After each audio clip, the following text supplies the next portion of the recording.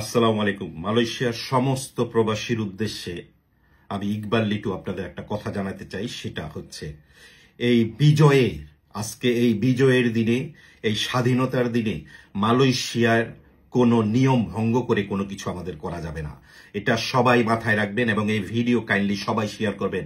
কেউ উশৃঙ্খলা জাতীয় কোনো কিছু করা যাবে না, যাতে মালয়েশিয়ার নিয়ম ভঙ্গ হয়। মালয়েশিয়ার আইন ভঙ্গ করে আমাদের কোনো আনন্দ উৎসব করা যাবে না। আমরা আনন্দ উৎসবের অনেক ধরনের নিয়ম নীতি আছে, সেগুলি আমরা করব, কিন্তু মালয়েশিয়ার কোনো আইন অমান্য করে, কোনো ধরনের নিয়ম ভঙ্গ করে আমরা কোনো আনন্দ মিছিল করব না।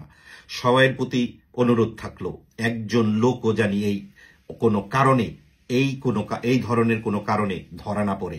সবাই ভালো থাকবেন এবং বাংলাদেশ আমাদের, আমরা ছাত্ররা দেশ স্বাধীন করছে, এখন আমরা পরিষ্কার করব বাংলাদেশ দূতাবাসের এক একটা ক্রিমিনালে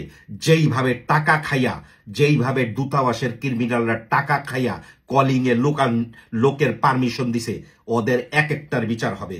যেইভাবে দূতাবাসের এক একটা ক্রিমিনালে জেলখানার লোক দিনের পর দিন ভুগাইছে, তাদের এক একটার বিচার হবে। তাদেরকে আমরা পরিষ্কার করব মালয়েশিয়ার দূতাবাস থেকে, ইনশাআল্লাহ।